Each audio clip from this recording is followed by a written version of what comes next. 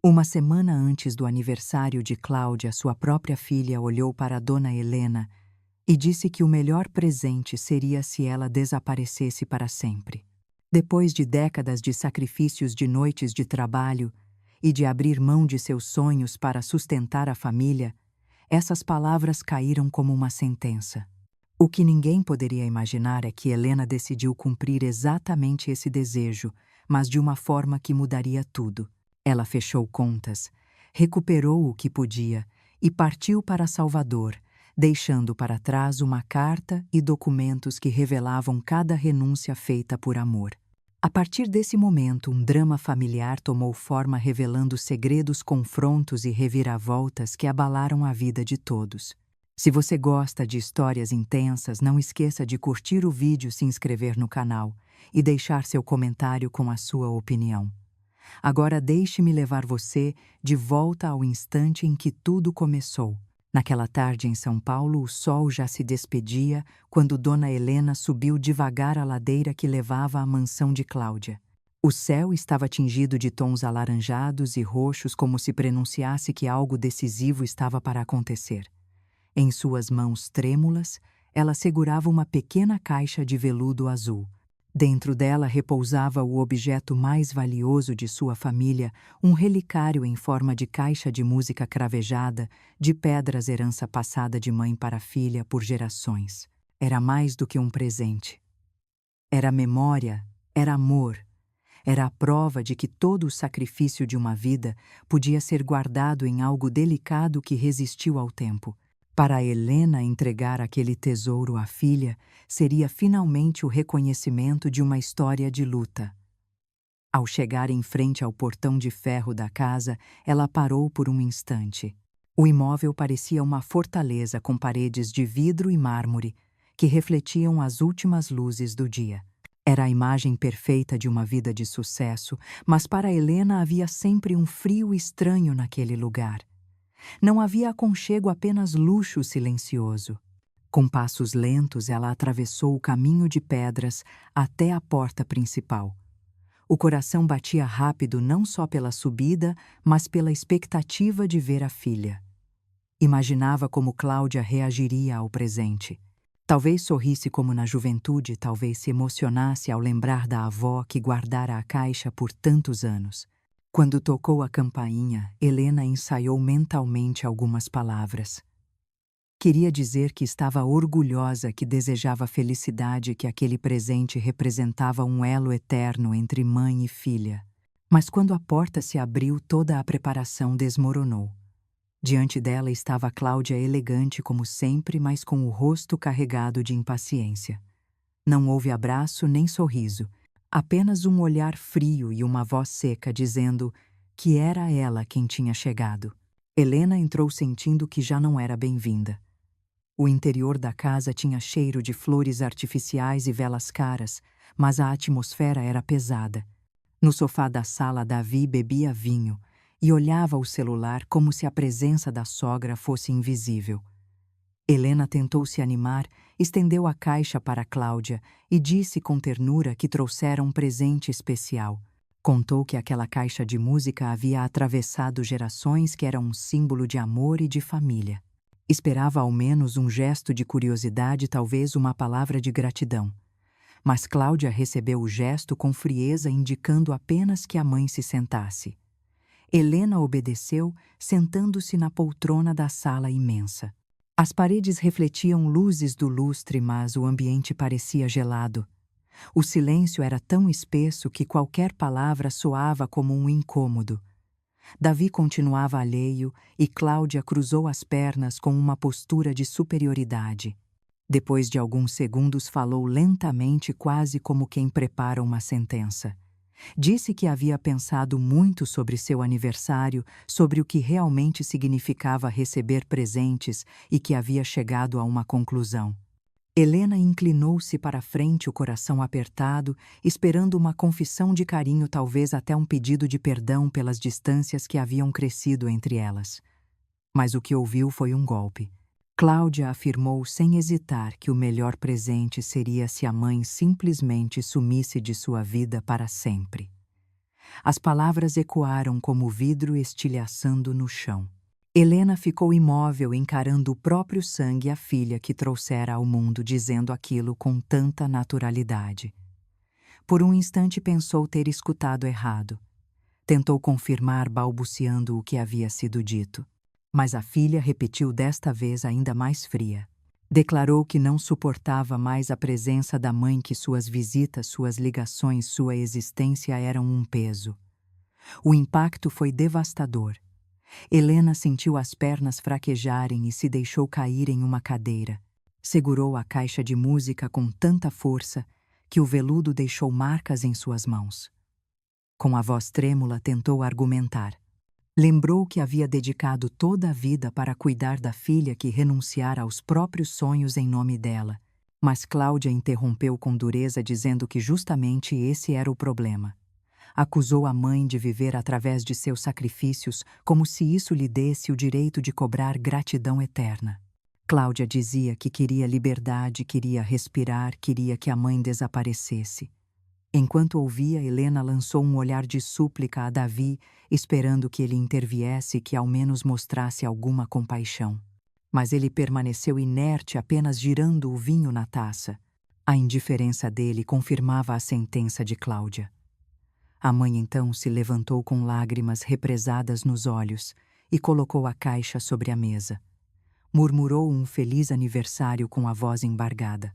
Esperou por um instante algum sinal de arrependimento, talvez um olhar mais suave. Mas Cláudia apenas demonstrava impaciência, como se a mãe ocupasse um espaço que não era mais dela. O presente permaneceu fechado sobre a mesa, brilhando sob a luz do lustre esquecido antes mesmo de ser aberto. Helena respirou fundo, virou-se e caminhou em direção à porta. O silêncio pesava mais do que qualquer palavra. Ao atravessar novamente o caminho de pedra, sentiu as lágrimas finalmente escorrerem pelo rosto. O céu estava coberto por nuvens carregadas e um vento frio anunciava a tempestade que se aproximava. Cada passo longe daquela casa era como uma despedida não apenas da filha, mas da vida inteira que tinha construído em torno dela. Quando chegou ao fim da ladeira, parou um instante. As palavras de Cláudia ecoavam em sua mente, repetindo como um mantra cruel. Ela queria que a mãe sumisse, queria que desaparecesse. Helena sentiu como se algo dentro dela tivesse se partido de forma irreparável, mas ao mesmo tempo uma faísca estranha surgiu em meio à dor. Talvez pensou o desejo da filha pudesse ser cumprido, mas não da maneira como Cláudia imaginava.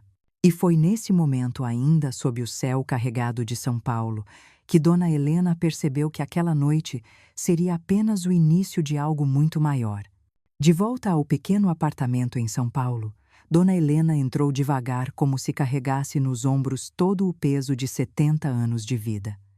Fechou a porta atrás de si e apoiou as costas na madeira, tentando recuperar o fôlego. O silêncio do lugar contrastava com o vazio cortante da mansão de Cláudia. O cheiro suave de lavanda vindo de uma vela acesa mais cedo enchia o ar, mas em vez de trazer consolo, apenas reforçava a sensação de solidão. A caixa de música não estava com ela. Ficara abandonada sobre a mesa da filha esquecida, como a própria presença da mãe havia sido esquecida. Helena se sentou no sofá gasto, o mesmo em que um dia embalara Cláudia ainda bebê. Passou as mãos pelo tecido puído e de repente a memória voltou com força. Recordou uma noite gelada quando Cláudia tinha apenas 3 anos e estava com pneumonia. O corpo da menina tremia de febre e Helena, desesperada, corria de hospital em hospital em busca do antibiótico que poderia salvar a vida da filha. Lembrou-se de como teve de vender as joias da própria mãe, um par de brincos de ouro e uma pulseira fina para conseguir pagar o remédio.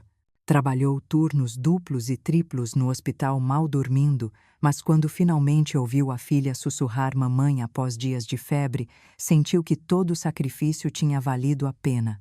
As lembranças não paravam. Agora via a filha adolescente aos 16 anos, sonhando com a festa de debutante.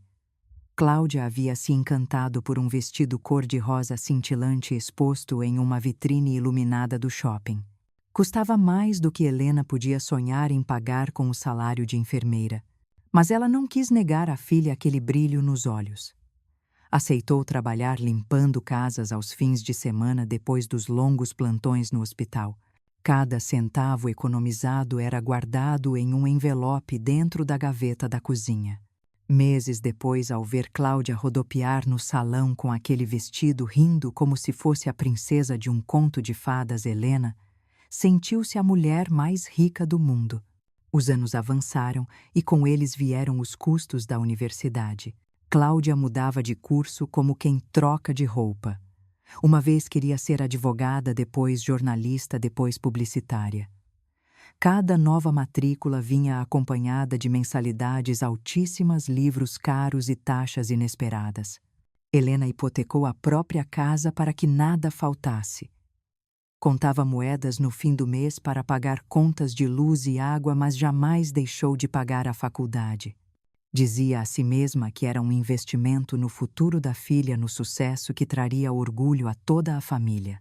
E quando chegou o casamento, os gastos foram ainda maiores. Cláudia sonhava com uma cerimônia luxuosa em um salão no centro de São Paulo, com lustres de cristal e mesas repletas de flores. O orçamento era inacreditável, mas Helena assinou cheques um após o outro. Desfez-se da poupança que guardara para a aposentadoria tudo para ver a filha entrar no salão como uma rainha. Lembrou-se de assistir à cena com lágrimas nos olhos, convencida de que cada centavo perdido tinha sido transformado em felicidade. Mas o maior sacrifício ainda estava por vir. Quando Cláudia e Davi decidiram comprar uma casa, faltava o valor da entrada e não havia como conseguirem sozinhos. Helena mais uma vez abriu mão de suas economias. Entregou R$ 150 mil, todo o fruto de anos de trabalho e privação. Assinou como corresponsável no contrato do financiamento, acreditando estar ajudando a construir um lar sólido para a filha e os netos. Quando Davi perdeu o emprego, Helena pagou a hipoteca por meses a fio, sobrevivendo de arroz e feijão, enquanto sustentava o teto da filha. As lembranças vieram como ondas sucessivas e Helena não conseguiu conter as lágrimas. Recordava as noites em claro, cuidando das gêmeas recém-nascidas para que os pais fossem a festas e jantares. Lembrava-se dos dentes tortos das meninas e dos R$ 4 mil pagos à vista para o tratamento ortodôntico. Recordava até as pequenas coisas, como presentes de aniversário e cestas de Natal. Tudo sempre oferecido com a esperança de ser reconhecida, de receber de volta um gesto de amor. Com as mãos ainda trêmulas, Helena se levantou e foi até a escrivaninha. Puxou debaixo dela algumas caixas de papelão guardadas há décadas. Dentro encontrou recibos, contratos, comprovantes bancários, cada pedaço de papel que registrava uma vida de doações. Espalhou-os sobre a mesa e diante de seus olhos foi se formando um mapa cruel. Cada folha era uma história. Cada número era a prova material de um amor que havia se transformado em cobrança silenciosa. Com uma caneta começou a somar. Primeiro as joias vendidas, depois os vestidos, os anos de faculdade, a festa de casamento, o dinheiro da casa, os meses de hipoteca, os gastos com as gêmeas. Página após página, a soma aumentava como uma sentença implacável. Quando terminou o valor final, a fez ofegar. Quase R$ 500 mil. R$ 500 mil investido em amor transformado em desprezo. Se tivesse guardado esse dinheiro em uma simples conta de poupança hoje, poderia estar vivendo com conforto, viajando, cuidando da própria saúde. Em vez disso, vivia em um apartamento simples, cercada por móveis gastos e lembranças amargas. Helena apoiou o rosto entre as mãos e chorou em silêncio. Perguntava-se se cada abraço da filha, cada palavra de carinho, tinha sido apenas uma forma de manipulação. Será que Cláudia algum dia a amara de verdade ou sempre a enxergara apenas como fonte de recursos? As dúvidas doíam mais do que as cifras. O relógio marcava quase meia-noite, quando ela ainda encarava a pilha de papéis como se fosse o processo de um julgamento em que finalmente compreendia a própria condenação. Mas em meio à dor, algo começou a mudar. Uma raiva contida foi tomando forma não a raiva explosiva, mas a indignação fria e persistente que faz alguém enxergar a vida com clareza. Helena olhou para cada recibo e percebeu que nunca havia pedido nada em troca. Nunca exigiu gratidão, nunca colocou limites. Deixou que sua identidade fosse apagada em nome de um amor unilateral. Percebeu que não era apenas vítima da ingratidão da filha, mas também cúmplice de sua própria anulação. Naquele instante, pela primeira vez em muitos anos, ela pensou em si mesma. Pensou em como seria viver sem estar atrelada às necessidades de Cláudia, em como seria usar seu tempo e seu dinheiro para algo que lhe trouxesse alegria. A ideia soava assustadora, mas ao mesmo tempo despertava uma sensação nova de liberdade. Helena fechou os olhos, respirou fundo e deixou a mente imaginar possibilidades. Uma viagem, um novo começo, dias em que acordaria sem a obrigação de correr para apagar os incêndios da vida da filha. A noite, que havia começado com lágrimas, agora terminava com uma semente de coragem. Quando abriu os olhos, novamente viu a pilha de papéis como se fossem provas em um tribunal. E decidiu que não os guardaria apenas como lembranças. Eles seriam o início de um plano. E assim, no silêncio do apartamento, enquanto a cidade dormia, Helena percebeu que sua vida estava prestes a mudar de forma irreversível. O dia amanheceu em São Paulo, mas para Dona Helena a madrugada parecia não ter acabado. Ela passara horas diante da mesa com recibos e contratos espalhados como se fossem peças de um quebra-cabeça, revelando uma verdade incômoda. O número final ainda estava rabiscado em um pedaço de papel. Quase R$500.000. Cada centavo traduzia noites mal dormidas, dores nas costas, turnos intermináveis no hospital, finais de semana de faxina em casas alheias. Tudo isso entregue de bandeja para Cláudia e sua família. E em troca um pedido cruel: que ela desaparecesse. Helena sentiu que algo havia mudado em seu coração. A tristeza ainda estava lá, mas já não era a mesma. Agora havia também indignação. Percebeu que não precisava aceitar aquele destino de eterna provedora. O pedido da filha podia ser transformado em decisão própria. Se Cláudia queria que a mãe sumisse, então que fosse assim. Mas não como uma mulher derrotada, e sim como alguém que finalmente escolheu a própria vida. Sentou-se novamente à mesa e começou a organizar as ideias. Primeiro pensou no dinheiro. Precisava cortar todos os vínculos financeiros que ainda a ligavam à filha. Recordou da conta conjunta aberta anos atrás para facilitar pagamentos. Quantas vezes tinha depositado valores ali sem questionar? Decidiu que era hora de encerrar isso. Imaginou-se indo ao banco pedindo para transferir cada centavo para a própria conta, colocando um fim naquele elo silencioso de dependência. Depois veio a lembrança do financiamento da casa. Ela ainda era corresponsável. No passado, isso lhe parecera um gesto de amor. Agora entendia que também era uma armadilha. Se continuasse ligada àquela dívida, estaria sempre presa às necessidades de Cláudia e de Davi. Precisava de orientação jurídica, de alguém que explicasse seus direitos, os caminhos para se proteger. A ideia de visitar um advogado que antes a deixava ansiosa agora parecia uma etapa necessária de libertação. Mas não bastava cortar laços financeiros. Helena queria deixar uma mensagem clara, algo impossível de ignorar. Precisava escrever um documento, uma carta.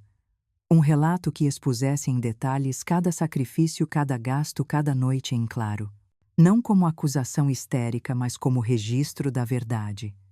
Um dossiê que mostrasse que amor não era sinônimo de anulação. Queria que Cláudia lesse cada linha e sentisse o peso de suas próprias palavras. Enquanto pensava nisso, uma lembrança doce surgiu. Dona Margarida, a vizinha de tantos anos, sempre sorridente, sempre com uma história engraçada para contar.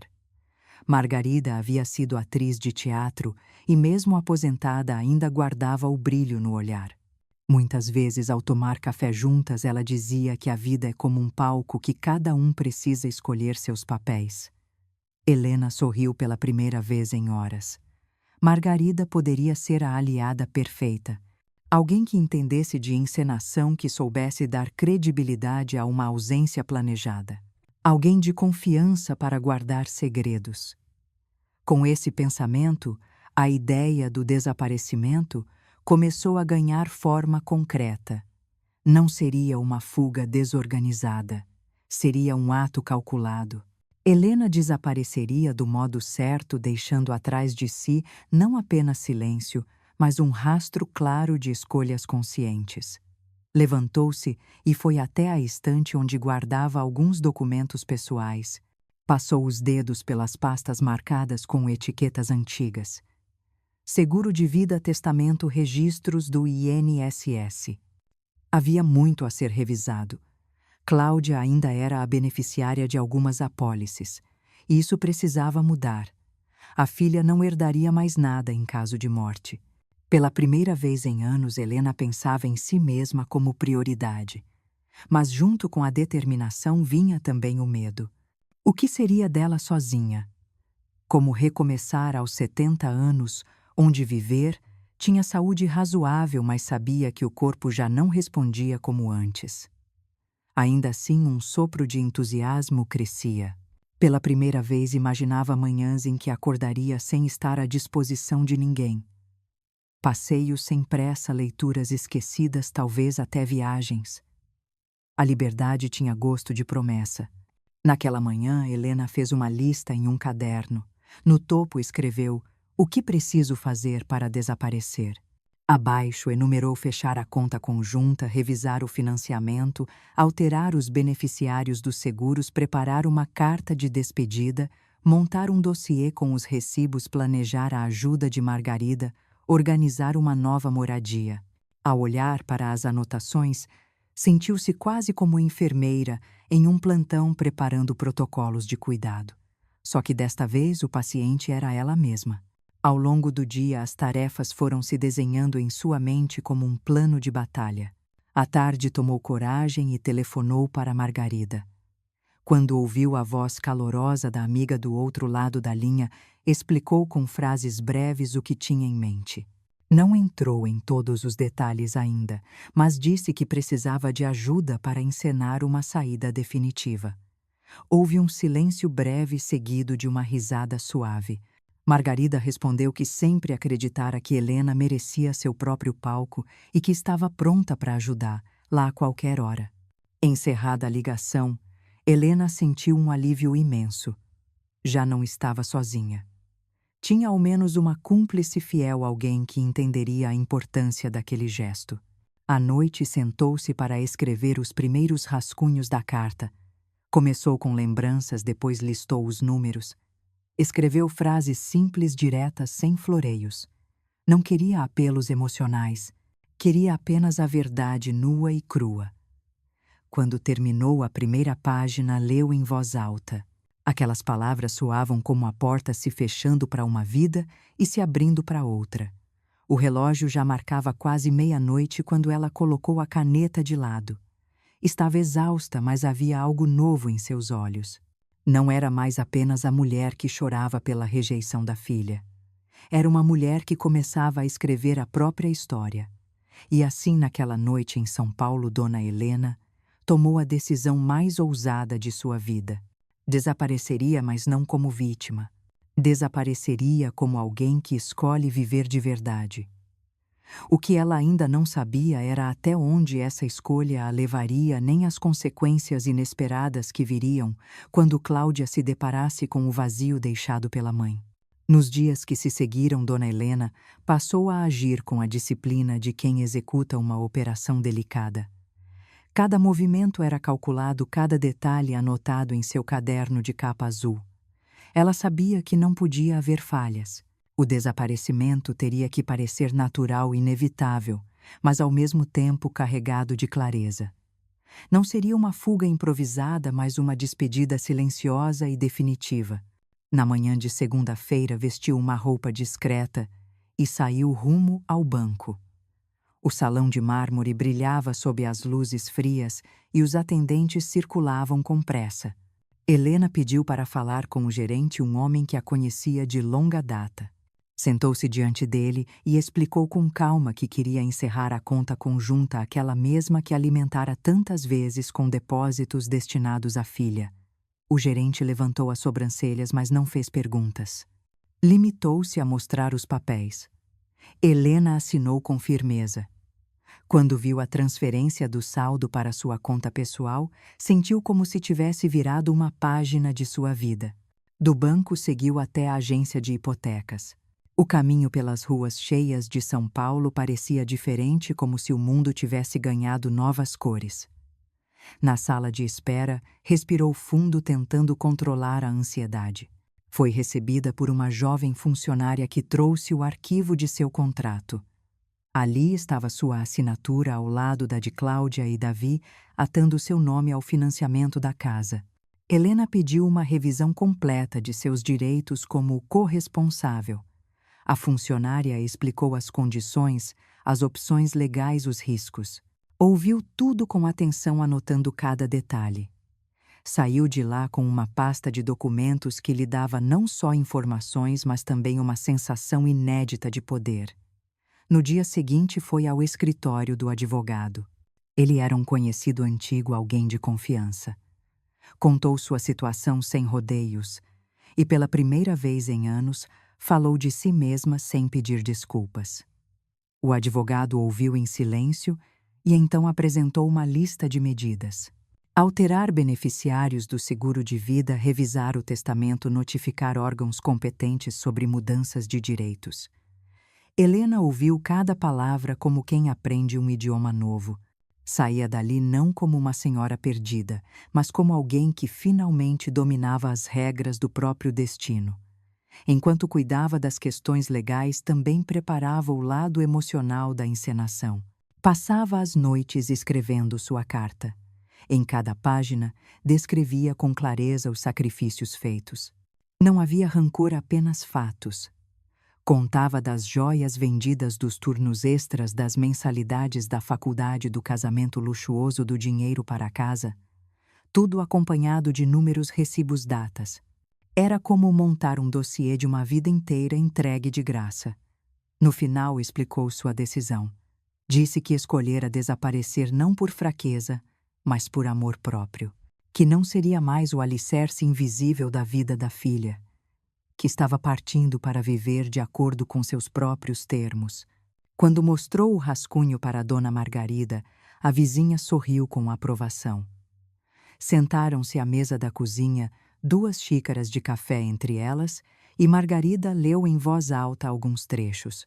Depois ergueu os olhos e disse que aquilo não era apenas uma carta, era um ato de libertação. Concordaram em montar um plano detalhado. Margarida seria a testemunha. 2 dias após a partida de Helena, ela bateria à porta, usaria a chave reserva, entraria no apartamento vazio e encontraria a carta sobre a mesa. Em seguida, ligaria para a polícia e avisaria os vizinhos. Não haveria escândalo, apenas constatação. Com o plano definido, Helena começou a preparar sua saída prática. Escolheu roupas simples que caberiam em uma mala pequena. Separou documentos, passaporte, algum dinheiro em espécie. Andava pelo apartamento recolhendo apenas o essencial. Cada objeto deixado para trás era também uma despedida. Fotografias antigas, bibelôs, lembranças de viagens. Não levaria nada disso. Queria sair leve como quem corta correntes. Na véspera da partida, caminhou lentamente pelos cômodos. Tocou os móveis gastos, os livros alinhados na estante, os porta-retratos com imagens de momentos que agora pareciam distantes. Deixou bilhetes curtos para os vizinhos mais próximos, agradecendo pela amizade. Não queria dramatizar, apenas encerrar. Colocou a carta e o dossiê em um envelope pardo e o deixou sobre a mesa da sala. Ao lado, como símbolo, colocou uma cópia da caixa de música que permanecera na casa de Cláudia. Era como se dissesse silenciosamente que aquele ciclo estava realmente encerrado. Na manhã seguinte, Margarida passou cedo para um último café. Disfarçou a emoção com piadas, mas seus olhos marejados entregavam o peso da despedida. Abraçaram-se longamente. Helena então fechou a porta do apartamento, trancou com firmeza e entregou a chave reserva à amiga. Um táxi já a esperava na rua. Enquanto o carro se afastava, ela olhou pela janela uma última vez para o prédio onde vivera tantas décadas. Não sentiu arrependimento, apenas um silêncio firme, a certeza de estar fazendo o que precisava. No aeroporto, o coração acelerou. A cada passo na fila de embarque, parecia estar atravessando uma fronteira invisível. Quando entregou o passaporte e ouviu o carimbo da passagem, sentiu que o passado ficava para trás. No assento da aeronave, olhou pela janela. A cidade de São Paulo se transformava em um mosaico de luzes cada vez menor até sumir por completo. Durante o voo, pensou em como Cláudia reagiria ao não encontrar a mãe nos dias seguintes. Imaginou o momento em que Margarida entraria no apartamento vazio e entregaria a carta. Visualizou a expressão da filha ao ler cada linha, ao perceber que a rede de segurança desaparecera. Pela primeira vez sorriu sem culpa. Não era vingança, era apenas justiça. O avião atravessou nuvens densas e Helena fechou os olhos. Deixou que o som dos motores embalasse seus pensamentos. A incerteza do futuro ainda pesava, mas havia também algo novo. Uma expectativa doce, como se estivesse prestes a nascer de novo. E quando finalmente sentiu o avião iniciar a descida, soube que a parte mais difícil havia ficado para trás. O desaparecimento estava completo. O que viria a seguir seria um território desconhecido, mas pela primeira vez era ela quem decidia os passos. O avião tocou a pista de Salvador sob uma manhã cinzenta, mas para Dona Helena aquele céu carregado parecia um novo começo. Enquanto as rodas chiavam no asfalto, ela respirou fundo e sentiu que algo dentro de si havia finalmente se partido e ao mesmo tempo se reconstruído. Pegou a pequena mala no bagageiro, segurou firme o passaporte e seguiu com os outros passageiros até a saída. Cada passo soava como um adeus definitivo ao passado. Um funcionário da agência de viagens a aguardava com uma placa simples. Levou a senhora até um táxi que serpenteou pelas ruas da cidade. As ladeiras íngremes, os casarões coloridos do Pelourinho, as igrejas antigas e o mar cintilando ao fundo formavam um cenário que misturava mistério e liberdade. Helena observava tudo pela janela com olhos atentos, como se cada detalhe fosse uma prova de que estava viva e pronta para recomeçar. O apartamento alugado ficava em uma rua estreita com pedras irregulares e varandas de ferro trabalhado. O prédio era antigo, de paredes amarelas descascadas, mas guardava um charme único. O senhorio, um homem de fala mansa, ajudou a carregar a mala pela escada estreita até o terceiro andar. Ao abrir a porta, Helena foi recebida por um aroma de madeira encerada e pão fresco vindo de uma padaria próxima. Havia uma pequena varanda com vista para os telhados e mais ao longe para a Baía de Todos os Santos. Nos primeiros minutos ela não se moveu. Apenas ficou parada diante da janela, sentindo a brisa salgada que entrava e mexia suavemente nas cortinas. Ali estava um espaço novo, silencioso, livre de lembranças dolorosas. Não havia fotos de Cláudia nas paredes nem recibos de contas acumuladas sobre a mesa. Apenas um quarto simples, uma cozinha modesta e a promessa de um recomeço. Naquela tarde, saiu a pé até a esquina e encontrou uma pequena cafeteria. Pediu um café forte daqueles que parecem despertar até a alma mais cansada e um doce típico, o acarajé que uma baiana sorridente fritava em um tabuleiro na rua. Sentou-se à mesa e comeu devagar, saboreando não apenas a comida, mas também a sensação de gastar dinheiro consigo mesma sem culpa. Pela primeira vez em anos, não havia preocupação em poupar para alguém. Os dias seguintes seguiram esse ritmo calmo. De manhã caminhava pelo mercado comprando frutas frescas e ouvindo o vozerio dos vendedores. À tarde explorava ruas desconhecidas, encantando-se com azulejos coloridos, igrejas centenárias e o canto dos músicos de rua. À noite escrevia em seu caderno. Cada página era um registro das transformações, a visita ao banco em São Paulo, a carta deixada sobre a mesa, a sensação de alívio ao ver a cidade ficando para trás pela janela do avião. Escrever era sua forma de dar sentido a tudo, de organizar a coragem que antes parecia distante. Mas havia também inquietações. Às vezes, ao voltar do mercado, achava que alguém a observava de longe. Outras vezes, o telefone tocava com números desconhecidos e ela deixava o aparelho em silêncio até que parasse. Eram pequenos sustos que lembravam que seu desaparecimento, embora calculado, podia não ser definitivo aos olhos da filha. Apesar disso, uma chama de entusiasmo crescia em seu peito. Participou de uma reunião em uma biblioteca comunitária, onde conheceu estrangeiros e brasileiros que também haviam recomeçado suas vidas. Alguns fugiam de casamentos destruídos, outros de carreiras sufocantes. Sentados em torno de uma mesa de madeira, cada um contava um pedaço de sua história. Quando chegou sua vez, Helena não entrou em detalhes, mas falou sobre coragem, sobre a necessidade de cortar correntes invisíveis. Uma senhora sueca apertou sua mão e disse baixinho que ela era uma inspiração. Helena voltou para casa com o coração aquecido. Talvez não estivesse tão sozinha quanto imaginava. Talvez houvesse outras pessoas que compreendiam sua decisão, ainda que não conhecessem toda a verdade. Enquanto refletia, pensava também na reação que sua história poderia despertar em quem a ouvisse. Havia quem a julgaria severamente, chamando a atitude de egoísmo. Havia também quem veria coragem no gesto de se libertar de anos de exploração silenciosa. E foi nesse ponto que ela imaginou compartilhar um recado simples. Se você concorda com a decisão dela, deixe o número 7 nos comentários. Se acha que não deveria ter feito isso, então mostre sua opinião clicando em gostei no vídeo. Para a Helena, cada opinião refletiria como as pessoas enxergam os limites entre sacrifício e dignidade.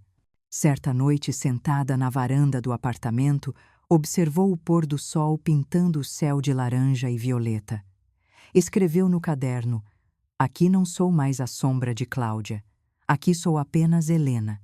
As palavras pareciam finalmente devolver-lhe a identidade perdida.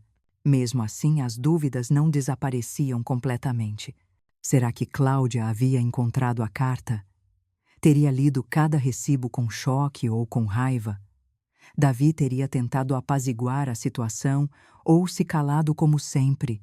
E as meninas Sofia e Luísa sentiriam falta da avó, que tantas vezes as colocara para dormir. Essas perguntas pairavam sobre ela como nuvens que não se dissipavam. Cada toque no telefone ainda a fazia estremecer. Cada carta entregue pelo porteiro despertava a expectativa de que pudesse ser da filha. Helena sabia que a tempestade ainda não havia acabado, apenas se afastara por um tempo. Mas ao fechar os olhos e sentir a brisa da Bahia, escolhia acreditar que estava no caminho certo. O passado ficara para trás, ao menos por enquanto. E o futuro, embora incerto, pertencia apenas a ela. Foi nesse equilíbrio frágil entre liberdade e medo que Dona Helena começou sua nova vida em Salvador. Não sabia quanto tempo teria antes que o silêncio fosse quebrado por vozes do passado. Mas no fundo de seu coração, sentia que aquele era apenas o começo de uma história ainda mais intensa. Em São Paulo, a notícia do desaparecimento de Dona Helena caiu como uma bomba no interior da casa de Cláudia. 2 dias depois da partida fiel ao plano, Dona Margarida bateu à porta do apartamento vizinho, não obteve resposta, abriu com a chave reserva e encontrou a mesa arrumada. Sobre ela, o envelope pardo, a carta e o dossiê. A polícia foi chamada e em poucas horas os vizinhos já comentavam a ausência misteriosa. Cláudia riu ao receber a primeira informação, convencida de que se tratava de mais uma encenação dramática da mãe. Mas ao abrir o envelope e ver dezenas de recibos, contratos e comprovantes, o riso desapareceu. Cada página era uma prova material de que a vida luxuosa que ostentava fora, construída sobre os ombros da mãe. O saldo da conta conjunta havia sido transferido, os seguros estavam alterados, o testamento fora reescrito, o financiamento da casa estava em risco. Era como se o chão tivesse sumido sob seus pés. Davi tentou manter a calma. Disse que talvez fosse apenas um gesto impulsivo que em alguns dias Helena voltaria arrependida. Mas quando o banco telefonou confirmando o encerramento da conta e a transferência integral dos valores, até ele perdeu a voz. O silêncio de Cláudia logo se transformou em fúria. Ligou para a mãe repetidas vezes sem sucesso.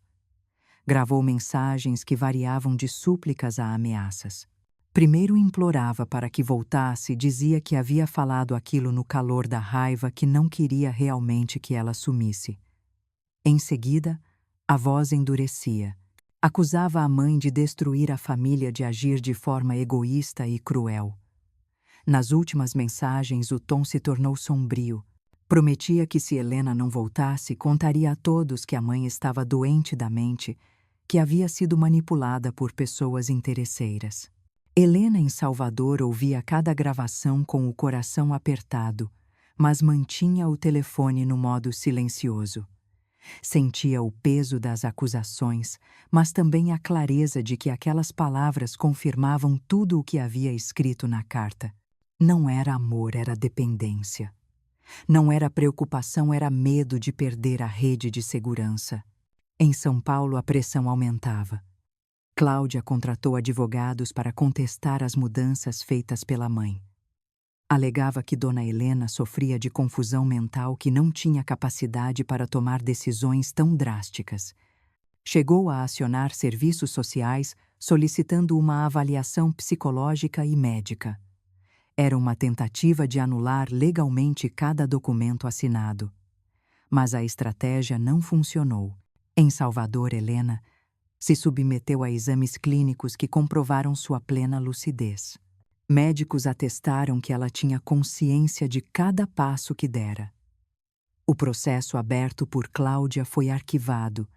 A filha perdera mais uma vez. A derrota, porém, não a fez recuar. Pelo contrário, aumentou sua raiva. Cláudia passou a telefonar para conhecidos, para antigos amigos da família, espalhando a versão de que havia sido abandonada injustamente. Pintava a si mesma como vítima de uma mãe instável. Alguns acreditaram, outros apenas escutaram em silêncio. Mas as palavras circulavam como veneno. Davi, por sua vez, tentava se manter neutro, mas aos poucos também sentia o peso da verdade. Os telefonemas do banco sobre a hipoteca, as contas acumuladas, o padrão de vida ameaçado. Pela primeira vez, percebeu que não havia mais ninguém para resgatar sua família. A dependência que sempre existira tinha sido cortada pela raiz. Em meio a esse caos, Cláudia fez o gesto mais extremo.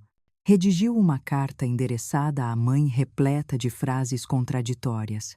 Pedia desculpas e ao mesmo tempo ameaçava. Dizia que não tinha intenção de ferir, mas logo depois acusava a mãe de egoísmo. A carta terminava com uma promessa sombria: se não voltasse ela, a encontraria, não importava onde estivesse. Quando a carta chegou a Salvador, encaminhada pela agência de viagens, Helena a leu 3 vezes. A caligrafia firme da filha estava lá, mas as palavras não traziam arrependimento verdadeiro. Era um misto de medo e controle. O medo de perder o conforto, o controle sobre a mãe. Helena fechou o envelope e o guardou em uma gaveta. Não responderia. Mesmo assim, a ameaça ficou ecoando. Sabia que Cláudia não se dava por vencida facilmente. Se já havia usado advogados, acusações e chantagem emocional, o que faria a seguir? Essa pergunta se transformou em sombra constante. Naquele mesmo período, em São Paulo, a crise financeira da filha se aprofundava. O banco marcou reuniões sobre a hipoteca atrasada. Os convites para festas diminuíam, as roupas novas rareavam. Pela primeira vez, Cláudia se via obrigada a encarar a vida sem a rede de proteção. E isso a deixava ainda mais furiosa. Do outro lado, em Salvador, Helena escrevia em seu diário, tentando processar tudo. Sentia medo, mas também uma estranha satisfação em perceber que finalmente colocara limites. Suas noites já não eram apenas de choro.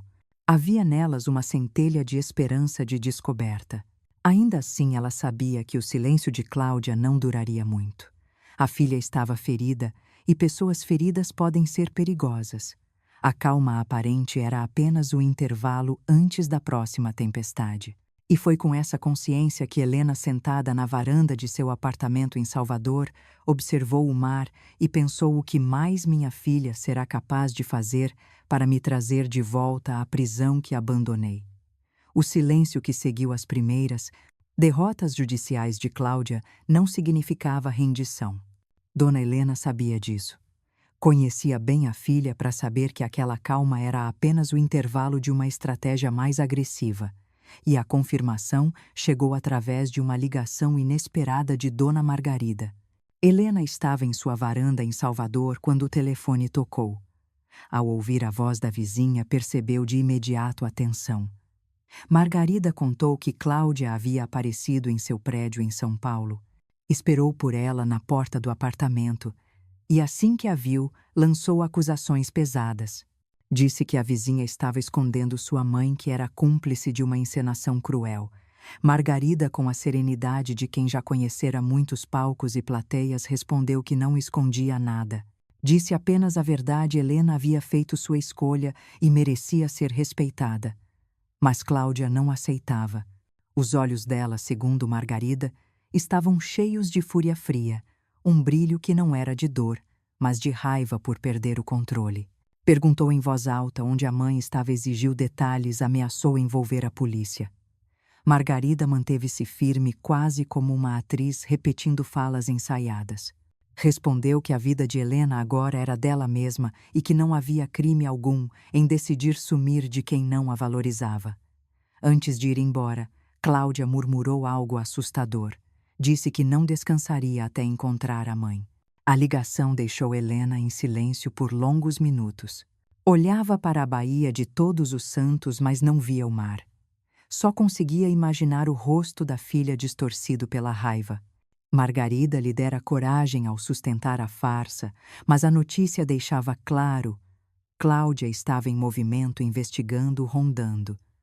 Nos dias seguintes, as pressões aumentaram. Cláudia enviou uma carta para Margarida repleta de acusações.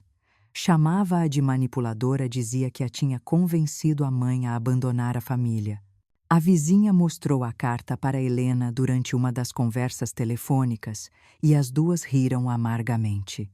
Margarida comentou que se aquilo fosse uma peça de teatro, o público a vaiaria por exagero. Mas a verdade é que as palavras de Cláudia tinham veneno. Eram a tentativa desesperada de inverter a narrativa, de transformar vítima em culpada. Helena passou a andar mais atenta em Salvador. Ao sair do mercado, olhava por cima do ombro. Quando via um rosto estranho parado na rua, o coração disparava. Às vezes tinha a impressão de que um homem a seguia, mas logo desaparecia na multidão. Sabia que podia ser apenas paranoia, mas o medo era real. Apesar disso, havia também um sentimento de libertação. A cada vez que resistia às mensagens da filha ou às pressões indiretas, sentia-se mais forte. Certa noite escreveu no diário: "Se minha filha acredita que pode me prender novamente com ameaças, está enganada. A mulher que se deixou anular já morreu. O que resta é alguém que aprendeu a viver sem correntes." Enquanto isso, Margarida preparava-se para outro embate. Cláudia voltou a procurar, lá semanas depois, desta vez mais contida, mas ainda incisiva. Tentou apelar para a compaixão, disse que as gêmeas sofriam sem a avó, que perguntavam por ela todos os dias. Margarida a ouviu, mas não se deixou manipular. Disse que se Cláudia realmente se importava com as filhas, deveria aprender a viver sem escravizar a própria mãe. E acrescentou uma frase que se tornaria inesquecível: "Algumas ausências não são tragédias, são justiças." Cláudia ficou pálida ao ouvir isso. Não esperava tanta firmeza. Saiu batendo a porta, deixando atrás de si um silêncio carregado. Margarida ligou para Helena naquela mesma noite, contando cada detalhe. Ao ouvir a frase repetida, Helena sentiu um arrepio. Justiça. Talvez fosse exatamente essa a palavra que definia seu ato, mas mesmo com esse apoio o cerco ficava mais nítido. Helena sabia que Cláudia não pararia apenas nas ameaças verbais. Já havia acionado advogados, já havia tentado manchar sua imagem. Qual seria o próximo passo? Talvez contratar alguém para segui-la, talvez tentar envolver-la em um escândalo público. A cada dia, a sensação de perseguição aumentava. Numa tarde chuvosa, Helena recebeu outra carta, desta vez diretamente da filha. O envelope estava amassado como se tivesse percorrido um longo caminho. Ao abri-lo, encontrou palavras contraditórias. Cláudia dizia sentir falta, falava das filhas chorando, mas entremeava cada frase com acusações. Chamava a mãe de ingrata, de egoísta. E encerrava com uma ameaça velada. Você pode ter fugido, mas não pode se esconder para sempre. Helena dobrou a carta e aguardou sem responder. Mas sabia que o jogo estava longe de terminar. Cada palavra revelava que a filha não procurava reconciliação, mas retomada de poder. Era a luta de quem não sabe viver sem dominar. Naquela noite, Helena ficou longos minutos diante da varanda, ouvindo o som da chuva contra os telhados. Sentia medo, mas também uma calma estranha. A vida que tinha agora em Salvador, apesar dos sobressaltos, era sua. Era a primeira vez em décadas que não era apenas um braço estendido para sustentar alguém. Sabia que o futuro traria confrontos ainda mais duros. Mas também sabia que desta vez estava disposta a enfrentá-lo sem ceder. O cerco estava se fechando. E Dona Helena pressentia que, em breve, não seria apenas através de cartas e telefonemas que Cláudia tentaria alcançá-la. As semanas em Salvador passavam lentamente, mas Dona Helena sentia que cada dia trazia mais peso da presença invisível de Cláudia. O silêncio da filha não era tranquilidade. Era estratégia. A cada telefonema não atendido, a cada carta carregada de acusações, Helena percebia que a pressão só aumentaria. Foi nesse cenário de medo e resistência que uma ideia nova começou a germinar. Tudo começou com seu diário. Escrever todas as noites se tornara ritual. Helena relatava lembranças da juventude, os anos de sacrifício, as pequenas humilhações diárias e, por fim, o dia em que ouvira da filha que o melhor presente seria o seu desaparecimento. Ao reler essas páginas, percebeu que aquilo não era apenas desabafo. Era um testemunho, uma história que muitas mulheres poderiam reconhecer como sua. Foi Dona Margarida quem primeiro percebeu o potencial do que estava escrito. Numa visita a Salvador, sentaram-se juntas na sala simples do apartamento e Margarida pediu para ler alguns trechos. Conforme lia, balançava a cabeça e suspirava. No fim, olhou para a amiga e disse com firmeza: Helena, isso não pode ficar guardado em uma gaveta. Essa é a voz de milhares de mães que vivem no silêncio. Você precisa publicar. A ideia assustou Helena. Tinha medo da exposição. Se sua filha descobrisse, certamente viria com ainda mais fúria. Mas, ao mesmo tempo, sentia que Margarida tinha razão. O que escrevera não era apenas sobre sua vida. Era sobre tantas outras mulheres anuladas em nome de um amor mal interpretado. Depois de alguns dias de reflexão, enviou o texto para uma revista digital que publicava histórias de superação.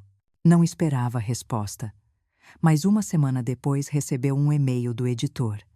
Ele dizia que o relato era poderoso, cru e absolutamente necessário. Perguntava se aceitava que fosse publicado na íntegra, acompanhado de uma entrevista em vídeo para o canal da revista. Helena hesitou. A entrevista significava mostrar o rosto, falar com a própria voz. Seria impossível passar despercebida. Mas então se lembrou de cada insulto da filha, de cada mensagem chamando-a de senil, de cada vez em que fora reduzida à sombra. Decidiu que não viveria mais escondida. Respondeu ao editor com um sim. A gravação aconteceu em um café, perto do Porto de Salvador. As câmeras pareciam invasivas no início, mas logo Helena esqueceu que estavam ali. Falou com calma, sem exageros, contando sua vida como fora os turnos intermináveis no hospital, os vestidos caros comprados com suor, a hipoteca assumida em silêncio, os sorrisos da filha transformados em exigências. E então, com a voz firme, disse a frase que se tornaria símbolo. Quando ela pediu que eu desaparecesse, eu entendi que era hora de aparecer para mim mesma. A entrevista foi publicada em uma manhã de domingo. Nas primeiras horas, apenas alguns comentários apareceram, mas ao longo do dia, o vídeo explodiu. Compartilhamentos, curtidas, mensagens emocionadas. Mulheres de todas as idades escreviam dizendo que se reconheciam na história. Sou mãe de 3 e só percebo agora como me anulei, dizia uma. Meu filho tem 40 anos e ainda pago o aluguel dele. Hoje entendi que não estou sozinha, dizia outra.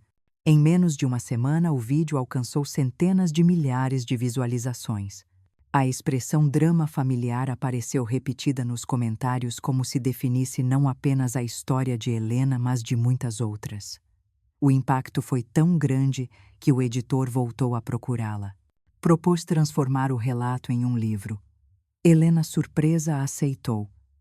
Passou noites revisando e expandindo os capítulos, contando mais detalhes de sua juventude e das escolhas dos silêncios. Cada página era uma forma de se libertar ainda mais. Mas a repercussão não se limitou a mensagens de apoio. Entre tantos comentários, começaram a surgir ameaças veladas. Perfis anônimos a chamavam de mãe ingrata, de egoísta. Helena sabia reconhecer o tom. Não duvidava que muitos daqueles ataques vinham de Cláudia ou de pessoas próximas a ela. A filha, afinal, não deixaria barato ver sua vida exposta, ainda que os nomes não fossem citados. Pouco tempo depois, recebeu um e-mail inesperado de Davi.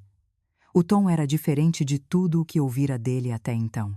Admitia que sempre soubera da generosidade de Helena e que por covardia nunca se manifestara. Dizia que Cláudia passara dos limites e que as gêmeas sentiam falta da avó. Terminava com uma frase curta. Sei que não posso consertar o passado, mas queria que soubesse que vejo a verdade agora. Helena leu a mensagem 3 vezes.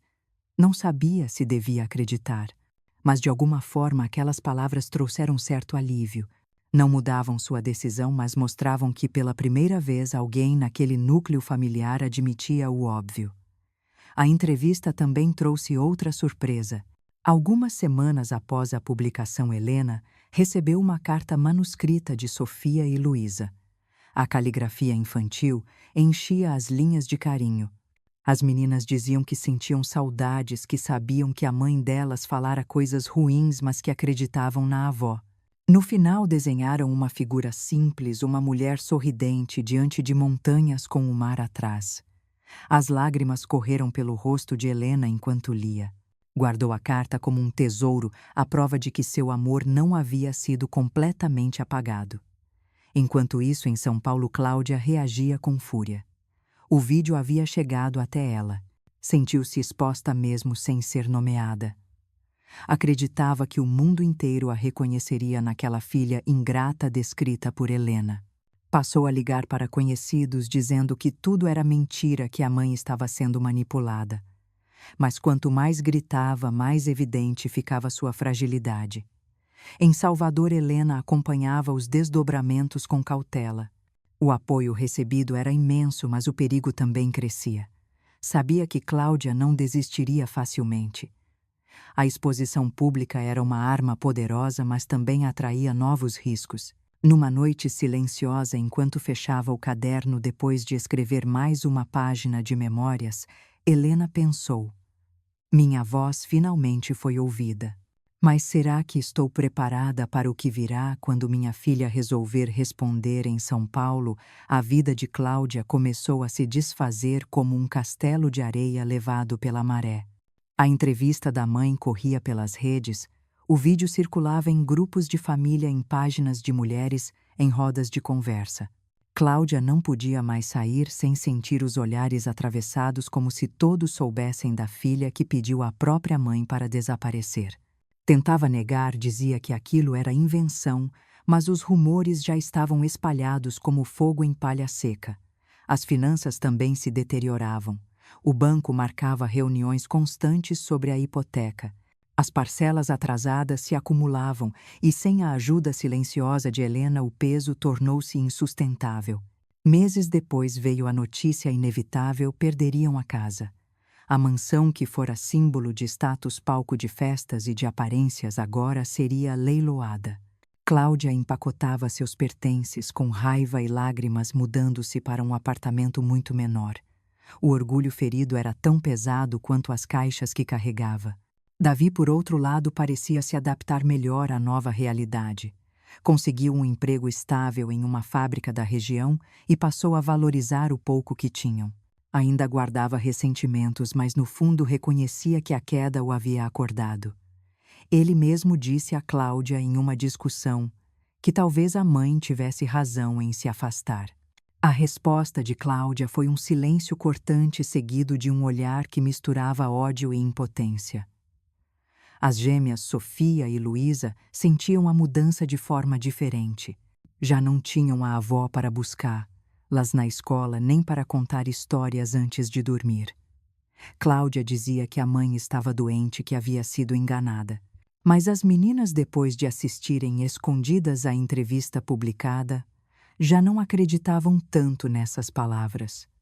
Foi por isso que escreveram a carta para a avó, aquela mesma que Helena guardava como um tesouro em Salvador. A cada notícia que chegava de São Paulo, Helena sentia um misto de tristeza e serenidade. Tristeza porque, apesar de tudo, era a filha que sofria. Serenidade porque sabia que, de algum modo, a vida estava cobrando aquilo que ela mesma nunca tivera coragem de cobrar. Foi então que chegou outra carta, dessa vez vinda de Cláudia. A caligrafia ainda firme, mas o tom muito diferente.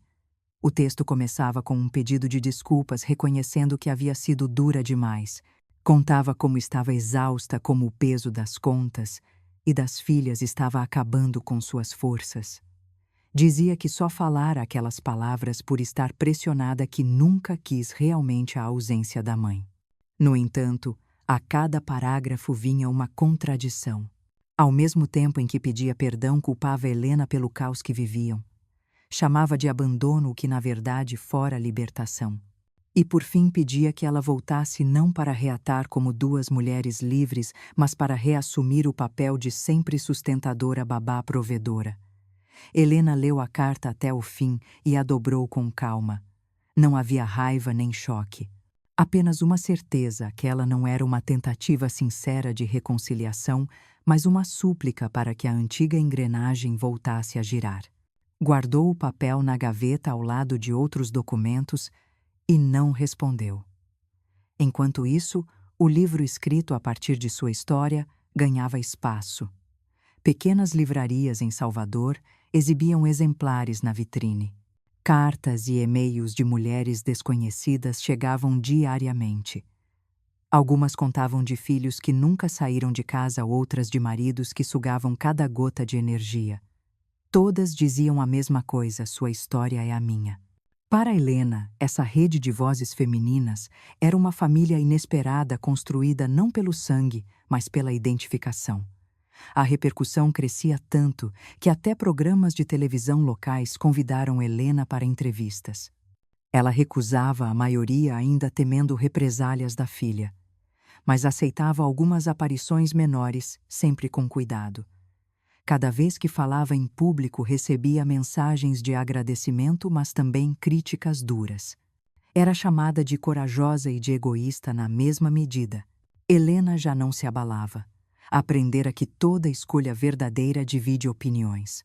Numa noite, Margarida ligou novamente. Contou que Cláudia tinha sido vista no bairro, perguntando por conhecidos, tentando rastrear contatos da mãe. Disse também que Davi parecia mais resignado, mas que Cláudia ainda não aceitava o vazio deixado. Helena agradeceu o aviso e passou a ser ainda mais cuidadosa. Evitava repetir trajetos, observava rostos estranhos, mantinha o telefone em silêncio. Sabia que a qualquer momento a filha poderia tentar um confronto mais direto. Apesar do medo, havia algo dentro dela que crescia a certeza de que não voltaria atrás. O sorriso das gêmeas na carta, as mensagens de mulheres pelo Brasil inteiro, até mesmo o e-mail tardio de Davi. Tudo mostrava que sua decisão havia provocado ondas maiores do que imaginava.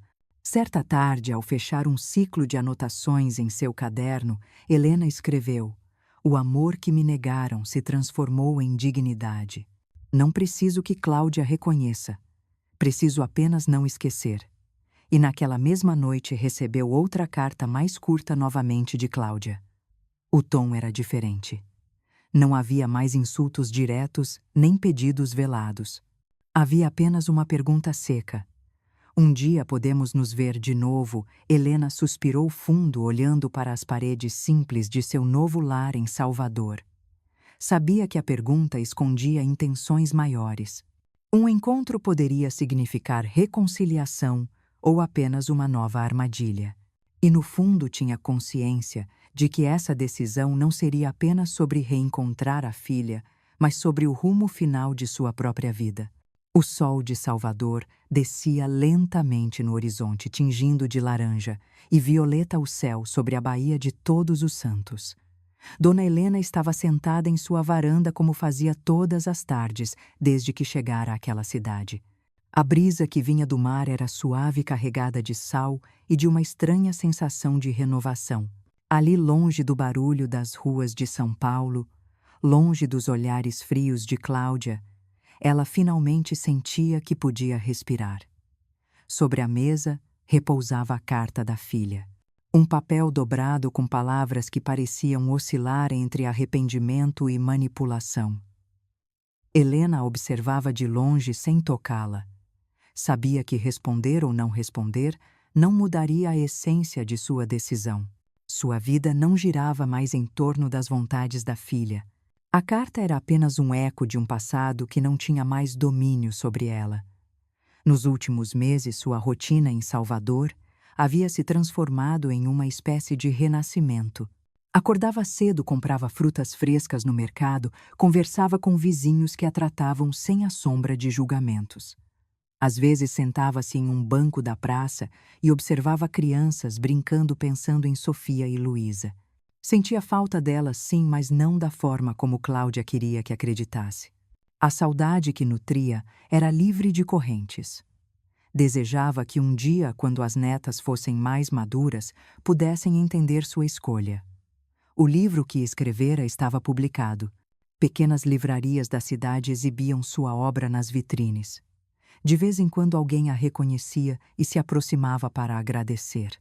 Uma mulher de meia-idade com lágrimas nos olhos disse certa vez: "Eu pensei que estava sozinha. Achei que era a única mãe a ser sugada pelos próprios filhos. A senhora me mostrou que é possível recomeçar." Essas palavras ecoaram mais fundo do que qualquer crítica. Era a prova de que sua voz havia encontrado outras vozes, de que sua dor não tinha sido em vão. Claro que nem todos a viam como inspiração. Nos comentários do vídeo que viralizara, havia mensagens de apoio, mas também ataques. Muitos a chamavam de egoísta, diziam que mãe de verdade não abandona. Helena lia alguns desses comentários em silêncio, mas já não sangrava por dentro. Compreendia que o mundo é cheio de julgamentos fáceis e que ninguém além dela sabia o peso de cada noite mal dormida, de cada renúncia escondida. Em Salvador, Helena descobriu o poder do silêncio escolhido. Não o silêncio imposto por Cláudia, aquele silêncio sufocante que a apagava dentro da própria casa, mas o silêncio que vem da paz. Aprendeu a ouvir o som das ondas, a voz dos músicos de rua, o riso de desconhecidos. Descobriu que podia caminhar sozinha sem sentir vergonha. E cada pequeno prazer, comprar uma echarpe azul sem pedir desculpas, provar um doce de tapioca sem pensar no preço, sentar-se à beira da praia e simplesmente observar, era uma vitória íntima. Mas ainda havia noites em que as lembranças voltavam com força. O rosto da filha no dia do aniversário, frio como pedra, as palavras: "O melhor presente seria se você sumisse para sempre", ecoavam como fantasmas. Nessas horas, Helena se perguntava: será que falhei como mãe? Será que amei demais ou de forma errada? A dúvida doía, mas ao mesmo tempo vinha a resposta. Falhou quem confundiu amor com exploração, quem nunca soube valorizar o sacrifício. alheio. A filha que ela criara escolhera trilhar um caminho de ingratidão e não havia nada que pudesse apagar isso. Ao mesmo tempo, pensava nas gêmeas. A carta delas, com a letra infantil e o desenho de uma avó sorridente diante das montanhas, era seu maior tesouro. Guardava o papel com cuidado, relia sempre que a melancolia ameaçava vencer. Lá, era a lembrança de que, apesar da dor, ainda havia esperança de que o amor verdadeiro sobrevivesse ao veneno do ressentimento. O significado de sua jornada tornara-se cada vez mais claro. A história não era apenas sobre uma mãe e uma filha. Era sobre dignidade, sobre o limite entre amar e se anular, sobre a coragem de dizer basta mesmo quando o mundo inteiro espera que uma mãe sempre se sacrifique. Helena aprendeu tarde, mas de forma definitiva, que não há valor em doar a vida inteira para quem não sabe reconhecer. O amor precisa caminhar junto com respeito. Sem respeito, o amor se torna prisão. No caderno onde continuava escrevendo, registrou uma última reflexão. Não desapareci para atender ao desejo de Cláudia. Desapareci para nascer para mim mesma. Essa frase resumiu toda a sua jornada. Naquele fim de tarde, em Salvador, Helena fechou o caderno e levantou a xícara de café em direção ao horizonte. Um brinde silencioso à liberdade, à coragem, à vida. O sol mergulhava lentamente no mar. E ela sabia que um novo ciclo começava. Não havia promessa de reconciliação, nem garantia de que a filha mudaria. Mas havia certeza de que, independentemente do que acontecesse, jamais voltaria a ser a mulher invisível de antes. E esta é a lição que sua história deixa. Muitas vezes o maior ato de amor próprio é dizer não. Muitas vezes a sobrevivência depende de desaparecer da vida de quem nos usa e nos despreza. Helena provou que nunca é tarde para se libertar, que dignidade não tem prazo de validade. Se essa história tocou seu coração, se fez você refletir sobre seus próprios limites, eu convido a agir agora. Clique em gostei se você acredita que a coragem de Dona Helena merece ser reconhecida. Inscreva-se no canal para não perder outras narrativas intensas como esta, que revelam dramas familiares escondidos e lições universais de vida. E deixe seu comentário abaixo. Se você concorda com a decisão de Helena, escreva o número 7 nos comentários. Se discorda, mostre sua opinião clicando em like. O mais importante é que sua voz faça parte desta conversa, porque no fim esta não é apenas a história de uma mãe e uma filha. É a história de todos nós, de cada pessoa que já precisou escolher entre a sombra e a luz, entre a submissão e a liberdade. E você que acompanhou até aqui tem agora a chance de refletir: está vivendo para si mesmo ou apenas como sombra da vida de outros? A resposta está dentro de cada um. Que a coragem de Helena inspire a sua.